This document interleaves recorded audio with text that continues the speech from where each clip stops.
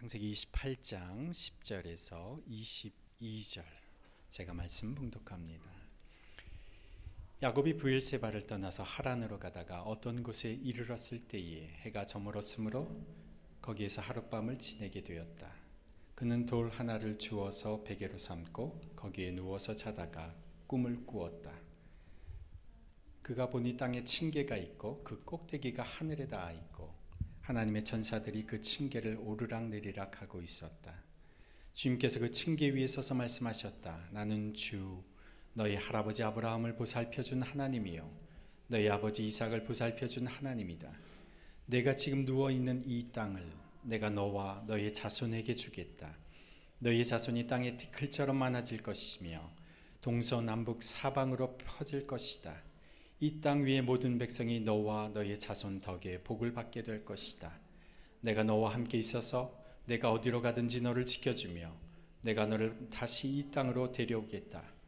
내가 너에게 약속한 것을 다 이루기까지 내가 너를 떠나지 않겠다. 야곱은 잠에서 깨어서 혼자 생각하였다. 주님께서 분명히 이곳에 계시는데도 내가 미처 그것을 몰랐구나. 그는 두려워하면서 중얼거렸다. 이 얼마나 두려운 곳인가. 이곳은 다름 아닌 하나님의 집이다. 여기가 바로 하늘로 들어가는 문이다. 야곱은 다음날 아침 일찍 일어나서 베개 삼아 벤 그 돌을 가져다가 기둥으로 세우고 그 위에 기름을 붓고 그곳 이름을 베델이라고 하였다. 그 성의 본래 이름은 루스였다. 야곱은 이렇게 서원하였다. 하나님께서 저와 함께 계시고 제가 가는 이 길에서 저를 지켜주시고 먹을 것과 입을 것을 주시고 제가 안전하게 저희 아버지 집으로 돌아가게 해주시면 주님이 저의 하나님이 되실 것이며 제가 기둥으로 세운 이 돌이 하나님의 집이 될 것이며 하나님께서 저에게 주신 모든 것에서 열의 하나를 하나님께 드리겠습니다. 아멘. 우리 문영진 선교사님은 20대에 만난 아주 복음의 그 뜨거웠던 20대에 만난 분입니다. 20대에 만났는데 그 열정으로 어떻게 지난 30년을 살아오셨는지 제가 너무도 궁금해서 또 선교사님을 인도에서 사역하시는 그 사역의 이야기도 들어보고 싶어서 초대를 했습니다. 우리 문영진 선교사님 한번 뜨겁게 환영의 박수로 모시겠습니다. 오늘 이렇게 주일 예배 말씀을 부탁받고 하나님께 어떤 말씀을 나누면 좋을지 또 하나님의 마음을 알려주시도록 하나님 앞에 구했습니다. 그리고 이제 하나님께서 주신 그 아버지께서 주신 마음을 창세기 28장의 말씀을 통해서 좀 전하려고 합니다. 오늘 저희가 창세기 28장 말씀을 가지고 저희들이 이야기를 좀 나누고자 합니다. 그런데요, 이 이야기는 우리가 너무너무 잘 알고 있는 야곱의 이야기입니다. 야곱이 이 시기에는 경쟁심도 굉장히 많고 그리고 욕심도 많고 내가 원하는 것을 얻기 위해서 다른 사람의 마음이 상하든지 말든지 별로 상관하지 않고 자기 원하는 걸 얻어가던 그런 10대의 아주 어린 마음을 가진 시기였습니다. 사실 이 이유가 자기로부터 인한 잘못도 있고 또 부모님이 편애를 하게 되는 이런 과정을 통해서 자기의 마음도 아팠던 또 다른 사람들의 연약한 점으로 인해서 시작되어진 것도 있고 어쨌든 야곱은 굉장히 어려운 시간을 겪고 있었습니다. 그리고 이 사건, 지금 이 사건이 일어나기 바로 직전은 야곱이 명백하게 자신이 잘못을 저질렀어요.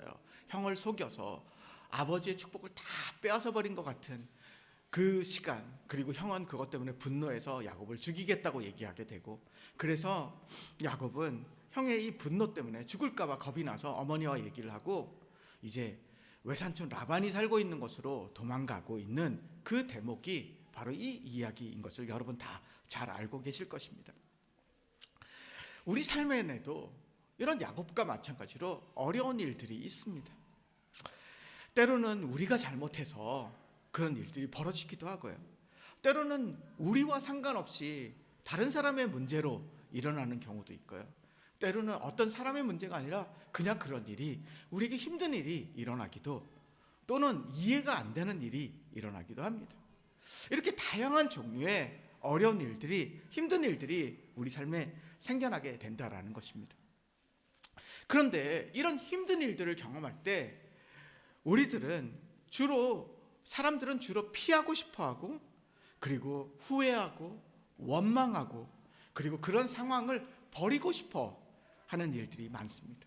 그래서 그때 하는 대표적인 말들 중에 하나가 그런 일들이 안 일어났으면 좋았을 텐데 라는 그런 생각을 자연스럽게 하는 일들이 많이 있는 것 같습니다.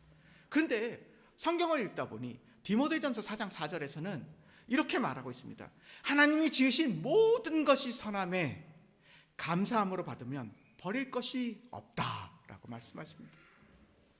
우리는 버리고 싶은데 성경은 감사함으로 받으면 그걸 버릴 필요가 없다라고 이렇게 얘기하고 있는 것입니다. 근데 이 구절에서 말하고 있는 의미가 우리가 버리지 않을 수 있는 것은 감사할 때이다라는 것입니다. 감사함으로 받으면 버릴 것이 없다라는 것이죠. 감사함으로 받지 못하면 버리고 싶고, 그것이 싫고 힘들고 떠나야 되고 피해야 되고 도망가야 하고 어떻게든 그것으로부터 벗어나고 싶어 한다라는 이야기인 것입니다. 감사함으로 받으면 버릴 것이 없다. 우리가 감사를 해야 한다라는 말로 느껴집니다. 그런데 하나님 앞에 우리가 어떻게 감사를 할 수 있겠습니까? 정말 힘든 일이 일어났는데, 정말 내 마음속이 다 뒤집어졌는데 어떻게 감사를 할 수 있을까요? 그래서 이렇게 감사를 해야 하겠습니까? 야, 하나님 정말 나쁜 일이 일어나서 너무 감사합니다.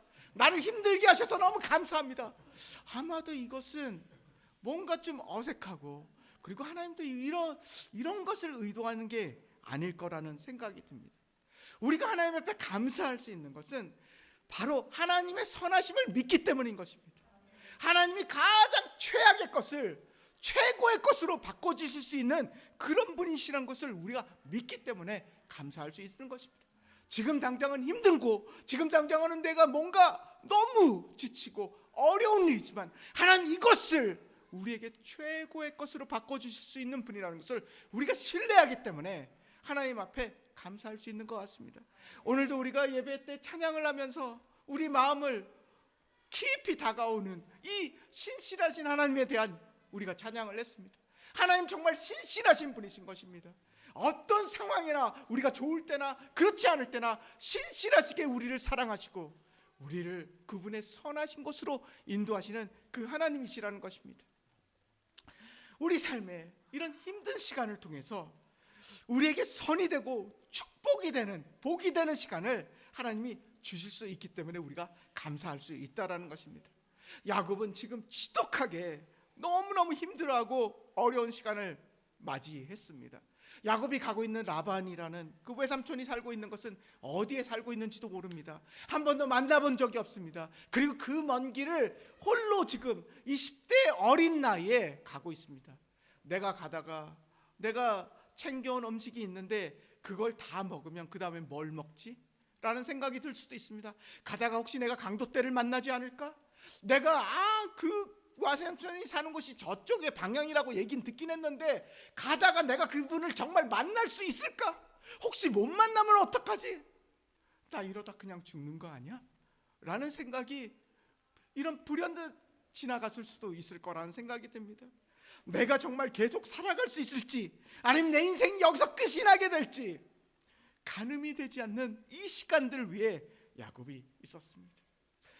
그런데 이 야곱은 자신이 그동안 평안하게 안전하게 지내던 이 아버지의 집을 나와서 이 불안하고 내 삶이 망할 것 같고 잘 될 수 있을지 의혹 속에 내 미래가 불투명한 이 힘든 시간을 불안함 속에서 걸어갈 때 야곱은 하나님을 만났다고 이야기하고 있습니다.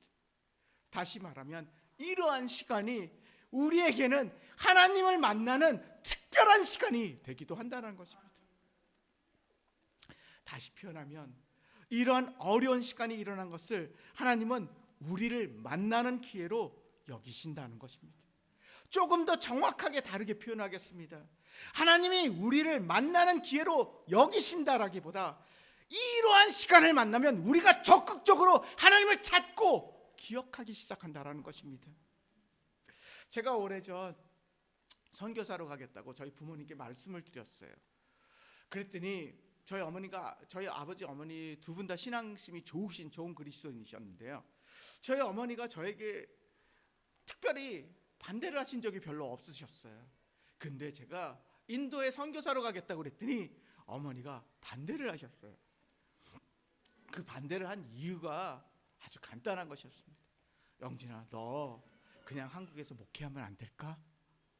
꼭 인도에 가야겠니?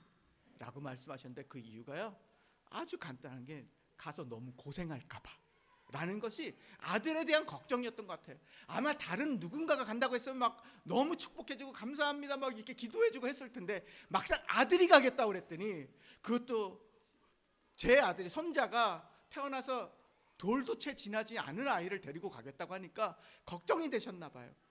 그래서 어머니께서 처음으로 반대를 하셨어요. 반대를 하셨는데, 물론 인도에 가고 나서 한 2, 3년 지나니까 역시 부모님이시더라고요. 제일 열심히 기도하시는 분이 되어주셨고요. 지금은 어머니는 소천하신 지 오래되셨지만 정말 열심히 저희를 위해서 기도해 주시고 응원해 주시고 자랑스러워해 주시는 분이셨어요. 근데 그렇게 고생할 것 같은 인도에 갔었죠. 그때 저희가 한 23년 정도 있었거든요. 처음에 갔을 때는 인도는 지금은 많이 발전했습니다. 근데 그때는 정말 많이, 그러니까 도시가 많이 발달하지 않았을 때예요. 저희가 이제 사람들이, 제가 그곳에서 한 20몇 년 사역했다고 그러니까 많이 물어보세요. 어휴, 너무 힘드셨겠어요. 너무 고생하셨겠어요. 어떻게 그렇게 힘든 곳에 어떻게 그렇게 오래 계실 수 있었죠? 이런 질문을 하실 때 가끔 저는 뭐라고 대답을 해야 될지 난감한 마음이 들 때가 있었습니다. 왜냐하면 제 마음속에는요, 정직하게, 제 아내도 저랑 비슷한 마음이지만 저의 대답은 사실 간단해요. 왜냐하면요, 저는 그 있었던 시간이 행복했습니다. 저는 정말 행복했었거든요. 이 얘기는 안 힘들었다가 아닙니다.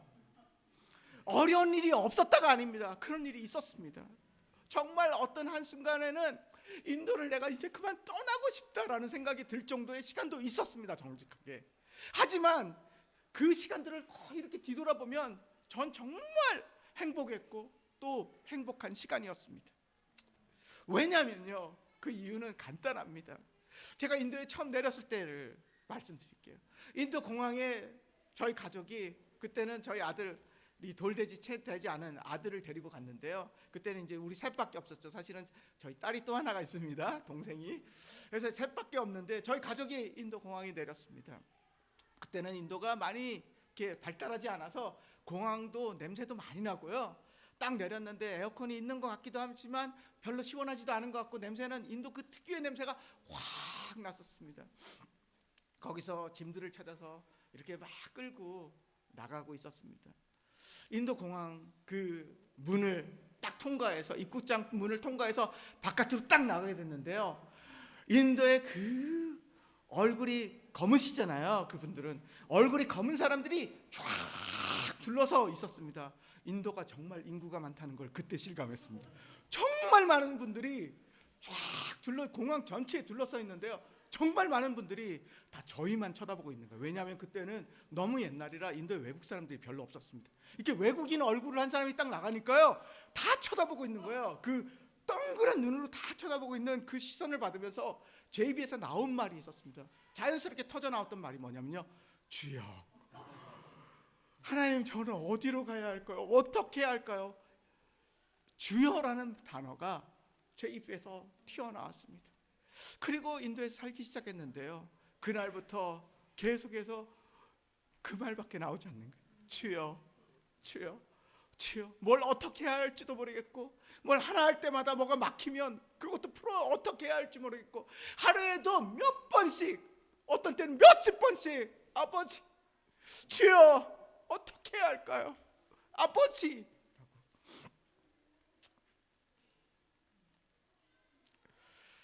그런 시간들을 통해서 하나님을 찾고 찾았더니, 하나님을 제가 특별하게 계속해서 하나님 저를 만나주시기 시작하셨어요. 그 과정을 통해서 하나님과 깊은 사랑에 빠지게 되었습니다. 그래서 그 시간들을 돌아보면 저는 너무너무 행복한 시간이었습니다. 때로는 우리가 너무 꽉 짜여진 환경과 일들, 그리고 우리의 삶의 패턴들 때문에 하나님을 만나기가 어려워지기도 하는 것 같습니다. 너무 바빠서 하나님을 찾지도 못하고 너무 틀에 박힌 생활과 생각 때문에 하나님을 만나지도 못하는 때가 많은 것 같습니다. 그런데 우리 삶 가운데 뭔가 어려운, 힘들고 어려운, 감당하기 어려운 일들이 생겨나면 우리 마음의 변화가 생겨나게 됩니다. 다시 말하면 하나님을 찾기 시작한다는 겁니다. 하나님을 기억하기 시작한다는 겁니다. 하나님, 아버지, 주님. 예레미야서에서는 29장에는 이렇게 말합니다. 너희가 전심으로 나를 찾고 찾으면 만나리라 라고 말씀하십니다. 사실 우리가 많은 사람들이 이렇게 생각합니다. 나는 하나님을 만나고 싶은데 하나님 나를 만나 주실까? 내가 하나님을 과연 만날 수 있을까? 우리는 마치 사람들을 만날 때 내가 만나고 싶다 해서 모든 사람을 만날 수 있는 건 아닙니다. 그렇죠. 그분이 나를 만나기를 원하지 않으시면 저는 그분을 만날 수가 없는 거예요. 약속을 밟을 때도 그 사람의 허락이 필요하고요. 그 사람이 와줘야 내가 그 사람을 만나는 것입니다. 그래서 우리는 누군가를 만난다고 할 때 항상 상대방을 의식하게 됩니다. 그 사람의 의견은 어떤지, 그 사람이 나를 만나고 알고 싶어 할지를 생각하게 됩니다. 그래서 하나님을 만난다라는 이 사건 안에서도 우리는 늘 하나님이 나를 만나 주실까? 하나님 나를 만나길 기뻐하실까? 내가 찾으면 하나님 나를 만나 주실까라는 생각을 하게 됩니다. 마치 이 만남의 주체는 하나님이 정하시는 것처럼 우리는 생각을 합니다. 근데 성경을 가만히 읽어보면요, 만남의 조건은 하나님이 가지고 계신 게 아닙니다. 왜냐하면 하나님이 이렇게 말씀해 주셨어요. 너희가 나를 전심으로 찾고 찾으면 나를 만나리라. 하나님은 이미 우리를 만날 준비를 하고 기다리고 계세요. 근데 이 만날 수 있느냐 없느냐는 우리에게 달려 있었던 거예요.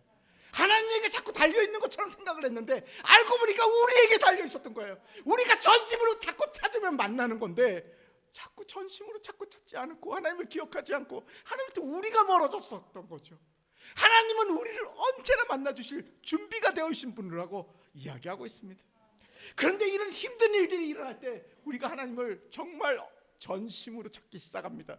하나님을 계속해서 기억하기 시작합니다. 어떤 때는 하루 종일 하나님이라는 단어 한마디 부르지 않고 사는 때도 있었는데 힘든 일이 벌어지니까 자꾸 기도하고 싶고, 어떤 분들은 금식이라도 해야겠다는 생각도 하게 되고, 어떤 분들은 내가 오늘부터 새벽 기도를 나가리라 작정하시는 분도 생기게 되고, 하나님을 찾고 싶어하는 마음이 막 일어나게 된다라는 것입니다.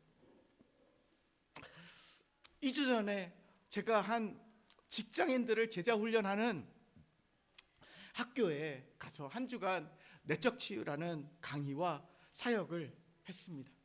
그곳에서 만난 집사님이 계셨어요. 이 집사님은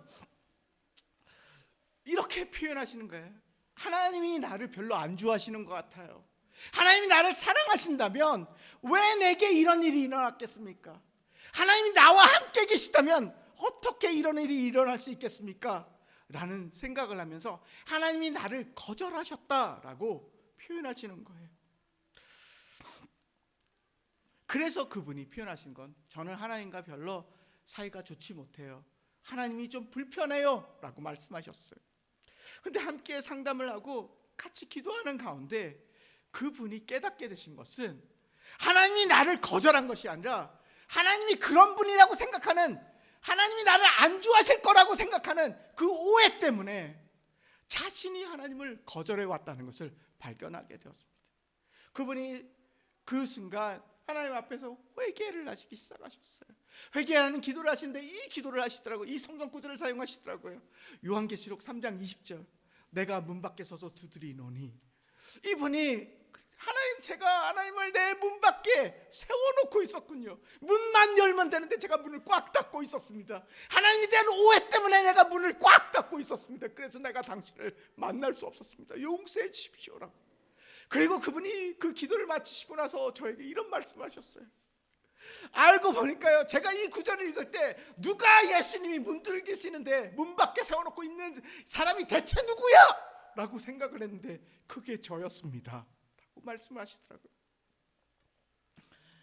그곳에서 그분은 하나님과의 관계가 회복되기 시작했고 그분의 삶의 문제들이 풀어지는 놀라운 시작이 생겨나게 되었던 것이었습니다. 하나님은 우리에게 이렇게 말씀하십니다. 너희가 전심으로 나를 찾고 찾으면 나를 만나겠다라고 말씀해 주십니다. 야곱은 베델에서 하나님을 처음으로 만나는 경험을 하게 됩니다. 우리가 그것을 어떻게 알 수 있겠습니까? 하나님이 야곱을 만났을 때 야곱에게 자신을 이렇게 소개합니다.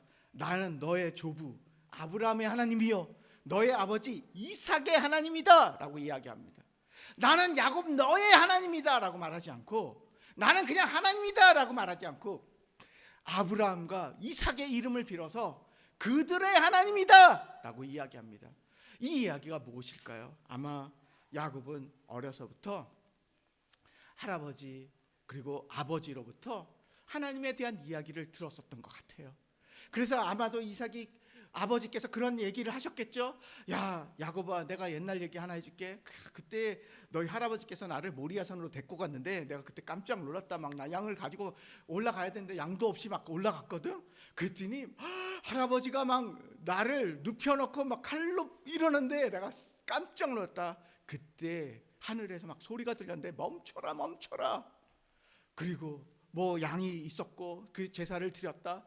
나는 거기서 하나님을 만나게 되었는데 정말 놀람부시였다. 이런 얘기를 아마 야곱이 들었을 거라고 생각합니다. 그래서 하나님께서 나는 아브라함의 하나님이요 이삭의 하나님이라고 했을 때 순간 야곱은 그분이 누군지 알았을 거예요. 자신이 들었던 그 이야기를 들으면서 그 하나님이세요. 우리 할아버지와 함께 하셨던 우리 아버지와 함께 하셨던 그 하나님이세요. 그럼 내가 알지요 누군지 많이 들었습니다. 우리 인사를 하게 될 때 그런 이야기를 하잖아요. 그동안 말씀 많이 들었습니다. 그 사람에 대해서 잘 모르지만 그래도 어느 정도 알고 있다는 얘기죠.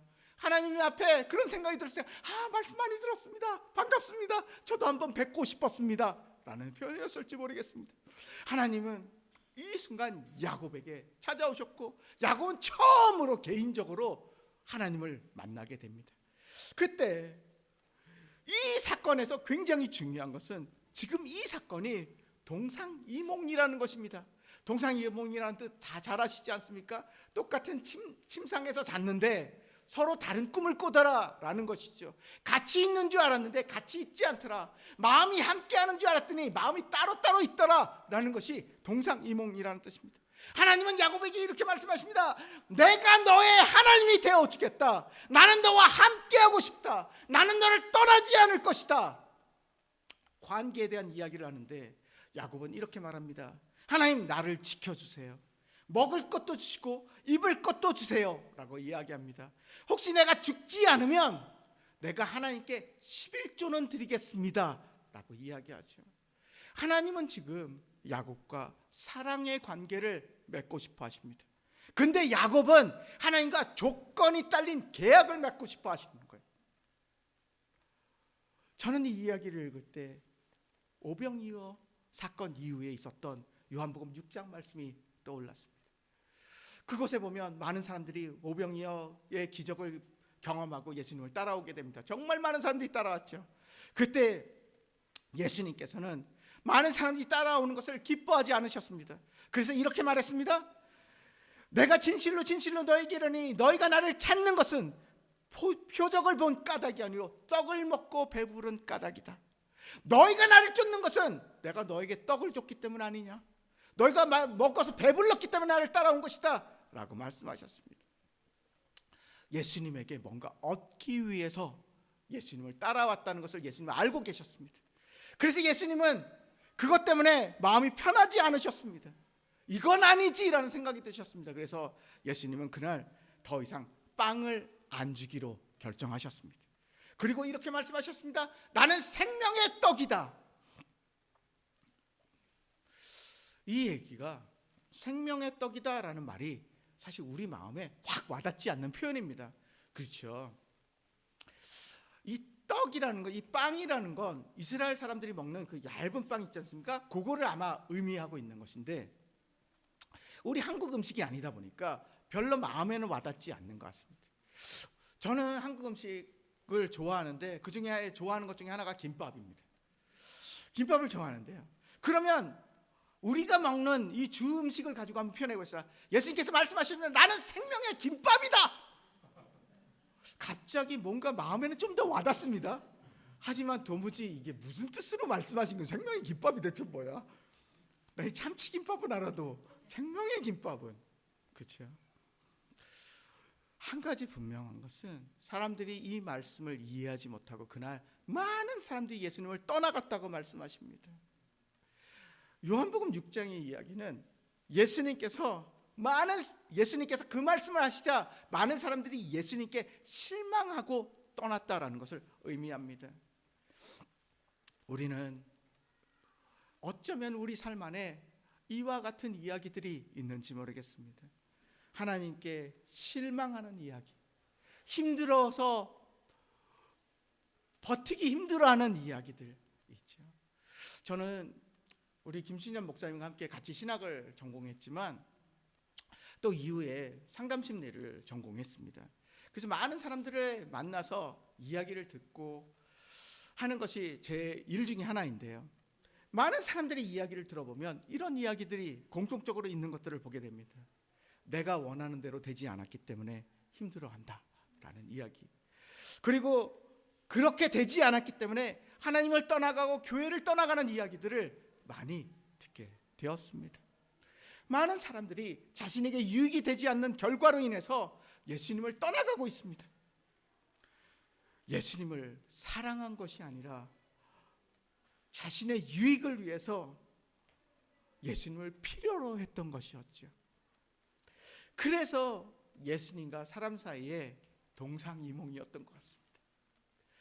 근데 이 동상이몽이 하나님과 야곱 사이에서도 지금 일어나고 있습니다. 하나님은 내가 너를 사랑한다, 내가 너의 하나님이 되겠다, 나는 너와 함께하고 싶다, 너를 떠나지 않겠다라는 관계에 대한 이야기를 하고 있어요. 난 네가 좋다, 너와 함께 같이 살고 싶다 라고 얘기하는데 야곱은 조건이 달린 계약을 얘기하고 있는 거예요. 그렇다면 날 좀 먹을 것도 주시고 날 좀 살려주시고 그러면 내가 11조 정도는 내가 드릴 수 있어요. 사랑의 관계가 아니라 당신이 나에게 이걸 주면 난 요 정도는 줄 수 있어요 라는 계약을 맺고 싶어 한다라는 것입니다. 우리가 하나님과 이 마음속에 달라진 이야기, 하나님 이 이야기 안에서 우리의 마음들을 좀 돌아볼 수 있었으면 좋겠습니다. 저는 두 가지의 부류의 사람으로 크게 나눠볼 수 있는 것 같습니다. 뭐 꼭 두 가지 범주 안에 들지 않을 수도 있습니다. 네, 죄송합니다. 그냥 제가 편의상 나누는 것입니다. 한 부류는 이렇습니다. 처음에 만났을 땐 내 스타일이야. 너무너무 마음에 들었는데 자꾸 보면서 저 사람 좀 아닌 것 같아 라고 점점 마음이 멀어지고 싶은 사람. 두 번째 부류의 사람은 처음에 봤을 땐 그냥 그랬어요. 별로 마음에 들지도 않고 눈에 들어오지도 않고 아니 뭐 그런가 봐. 아니면 뭐 그냥 아이 뭐 좀 옷차림 좀 촌스럽네 이렇게 제가 입은 것처럼 네 이렇게 촌스럽네 이렇게 생각을 할 수도 있어요. 근데 자꾸 만나보니까 그 사람 말하는 걸 들어보고 그 사람 생각도 들어보고 하니까 진국이네. 야, 이 사람 진짜 마음에 드는데 점점 가까워지고 싶은 사람이 있죠. 제가 볼 때 하나님은 두 번째 부류의 친구예요. 하나님은 처음에 봤을 땐, 처음에 만났을 땐 뭐 그렇게 큰 감흥이 있지 않은 것 같습니다. 하나님에 대한 이야기를 들었을 때 좋은 분이신 것 같아. 근데 하나님을 자꾸 만나면 만날수록 하나님에 대해서 알아가면 알아갈수록 우리 마음이 감동이 되는 거예요. 하나님 정말 너무너무 처음에는 하나님 좋은 분이십니다 이랬는데 하나님 정말 선하신 분이십니다 라는 이 마음의 고백이 우리 가운데 일어나는 것 같습니다. 하나님이 어떤 분인지 깊이 만나게 되면 하나님과 깊은 사랑에 빠지게 되는 것 같습니다. 하나님과 우리가 왜 사랑에 깊이 빠지지 않았냐라는 이유는 한 가지입니다. 내가 하나님과 그렇게 깊이 만나보지 못했기 때문입니다.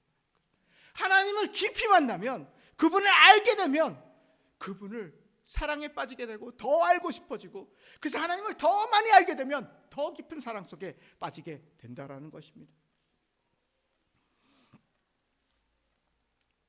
저는 제가 자란 교회는 굉장히 좋은 건강한 교회입니다. 하지만 한 가지 안타까운, 제가 지금 와서 이렇게 돌아보면 한 가지 저한테 좀 안타까운 것들이 있었는데요. 그게 뭐냐면 제가 선교에 대해서 한 번도 들어볼 기회가 없었습니다. 제 기억에는 교회에서 이렇게 예배를 드리고 예배당을 이렇게 나갈 때 그 뒤에 그 게시판 같은 것이 있었는데요. 거기에 세계 지도가 있었고 두 분의 선교사님이 이렇게 표시되어 있었던 것 같아요. 볼리비아의 어떤 선교사님 뭐 이런 식으로 이렇게 표시가 되어 있었는데 두 분이었던 것 같거든요. 그런데 한 번도 선교사님이 오셔서 설교를 해주신 적도 없고 또 그런 것을 경험할 만한 기회도 없다 보니까 선교에 대해서 잘 모르고 성장할 수밖에 없었습니다. 제가 대학생이 되고 선교대회에 참석하게 되고 선교가 좋다는, 선교가 멋진 일이고 우리가 해야 한다는 이야기를 들었습니다. 그때 저는 이런 생각이 들었습니다. 와, 정말 멋진 일이다. 하나님, 저 사람들을 보내소서. 제 마음속에는 별로 그것이 와닿지 않았고 별로 상관이 없게 보였습니다. 근데 어느 날인가 제가 함께 전도여행을 가게 되었는데요. 이집트로 전도여행을 가게 되었습니다. 저희 팀원들이 함께 가서 하는데 거기서는 보안국가이기 때문에 사역을 대놓고 할 수도 없었고 저희는 중보기도 하는 것을 주로 하는 그런 일들을 해왔었습니다. 근데 어느 날인가 그 피라미드가 3개가 있는 그 기자지구를 저희가 걸어가고 있었는데요. 그곳에서 한때 한 20명 정도의 한 이집트 여인들이 쭉 그 길을 따라서 걸어오고 있는 모습을 보게 되었습니다. 근데 그것이 왜 제가 이렇게 쳐다보게 되었냐면요. 그분들이 이렇게 까만색으로 이렇게 스카프를 하지 않으시고 형형 색깔로 하셨어요. 지금으로 말하면 형광노랑, 형광초록, 형광빨강 뭐 이런 눈에 너무너무 강렬하게 띄는 색깔로 20명이 각기 다르게 하신 거예요. 그러니까 막 그분들이 우르르 한 20명 정도가 오니까 제 눈이 그쪽에 탁 쏠리지 않았겠습니까? 탁 쏠려서 재밌다 하면서 속으로 이 생각이 살짝 들었습니다. 딴에는 되게 멋있게 멋부린다고 했나 보다 라면서 쳐다보고 있는데 하나님께서 그 순간 제 마음속에 말씀을 하나 던지셨어요. 질문을 하나 던지셨어요. 그게 뭐였냐면 하나님 이렇게 물어보셨어요.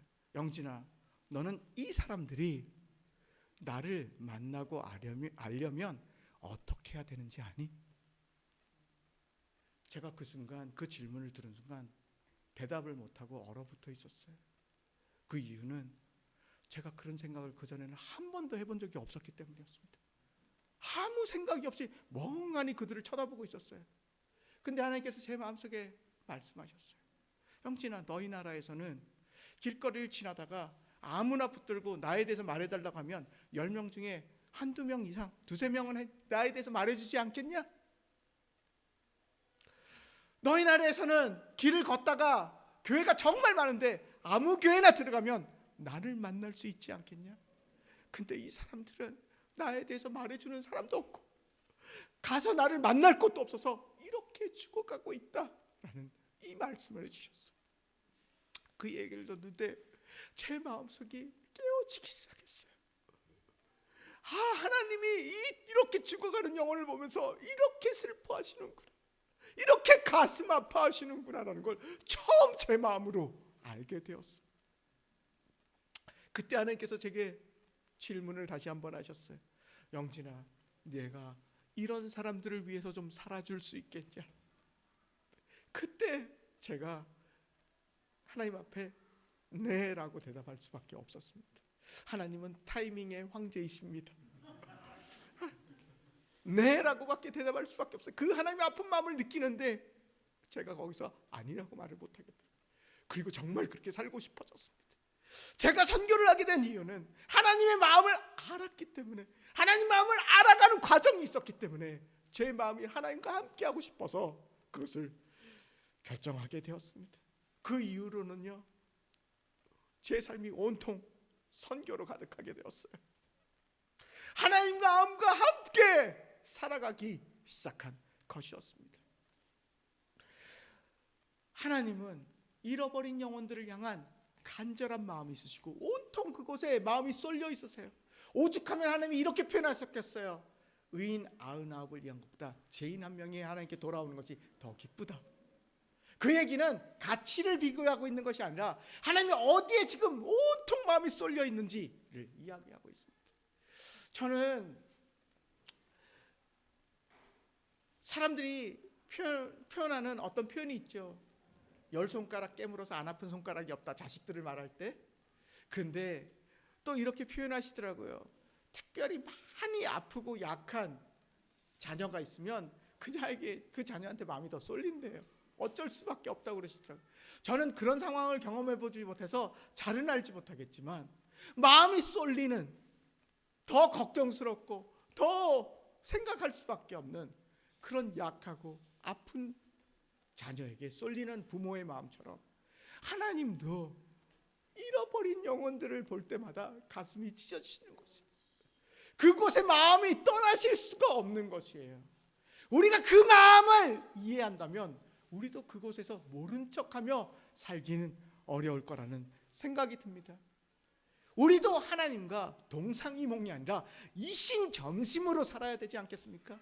그분의 마음이 나의 마음이고 나의 마음이 그분의 마음인, 그러려면 하나님이 보시는 것을 보아야 할 것 같습니다. 하나님이 들으시는 것을 들어야 하지 않겠습니까? 하나님이 슬퍼하시는 것을 슬퍼해야 하지 않겠습니까? 하나님이 기뻐하시는 것을 기뻐해야 하지 않겠습니까? 그렇다면 우리의 삶이 정말 하나님과 함께 걸어가는 놀라운 삶이 될 것이라는 것입니다. 제가 어렸을 때부터 좋아하던 찬송이 하나 있었습니다. 그 찬송이 바로 이겁니다. 주와 같이 길 가는 것 즐거운 일 아닌가. 저는 정말 이 말씀이, 이 찬양이 제 마음속에서부터 시작되는 것 같습니다. 하나님과 함께 걸어가는 이 길이 정말 즐겁습니다. 정말 놀랍습니다. 그분의 마음이 내 안에 있고 내가 그분의 마음과 함께 살아갈 수 있다는 것. 그분이 말씀하시는 것을 제가 듣고, 그분이 보시는 것을 보고, 그분이 슬퍼하시는 것을 같이 슬퍼하고, 그분이 기뻐하는 것을 같이 기뻐하며 사는 이 동행의 삶, 그것이 하나님께서 우리에게 원하시는 것이라는 마음이 듭니다. 여러분, 오늘 제가 창세기 28장의 말씀을 통해서 야곱과 하나님 사이에서 일어났던 이야기를 나눴습니다. 시간이 없기 때문에 다 이야기하지 못했지만 야곱과 하나님 사이에 있었던 이 동상이몽을 생각해 보십시오. 우리가 그렇게 살지 않았으면 좋겠습니다. 하나님과 우리의 마음이 이심점심으로 같은 마음으로 정말 함께하는 삶이 되었으면 좋겠습니다. 그런 일들이 제 안에, 또 여러분 안에, 우리 안에 가득하였으면 좋겠습니다. 하나님 아버지, 이 시간 우리의 마음을 겸손하게 내려놓고 주님 앞에 긍휼을 구합니다. 하나님, 우리 마음속에 야곱과 같은 하나님 마음을 이해하지 못하고 하나님께 함께하지 못했던, 나의 유익을 위해 하나님 당신이 필요로 했던 그 모든 이 잘못되어진 관계들을 주님 긍휼히 여겨 주시옵소서. 하나님, 이 시간에 정말 하나님 앞에 우리의 마음을 활짝 여는 놀라운 시간이 되게 하여 주시옵소서. 하나님, 우리를 사랑하시고 우리와 함께하길 원하시는데 우리도 정말 그런 마음이 마음속 깊이에서부터 일어나게 하여 주시옵소서. 하나님을 사랑하고 하나님과 함께 살고 싶어하는, 하나님과 동행하고 싶어하는 그런 놀라운 일들이, 삶의 변화가 새롭게 시작되게 하여 주시옵소서.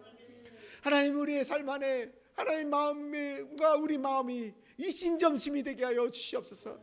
그래서 하나님 당신께서 보여주신 것을 우리에게 보여주시고, 하나님 당신께서 들으시는 것을 우리에게 들려주시고, 하나님 당신이 슬퍼하는 것을 우리가 같이 함께 슬퍼하고, 당신께서 기뻐하시는 것을 함께 기뻐하는 그런 놀라운 삶으로 우리를 인도하여 주시고, 우리의 삶을 통해서 하나님 당신의 영광이 드러나며 많은 잃어버린 영혼들이 돌아오는 그런 놀라운 통로로 하나님 우리를 사용하여 주시고, 하나님과 함께하는 놀라운 그리고 기쁜 즐거운 삶이 되도록, 행복한 삶이 되도록 우리의 삶을 인도하여 주시옵소서.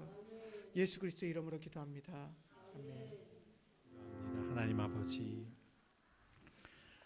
오늘 말씀을 통하여 하나님이 우리 가운데 어떤 마음을 가지고 계시는지 알려주시고 가르쳐 주셔서 감사합니다.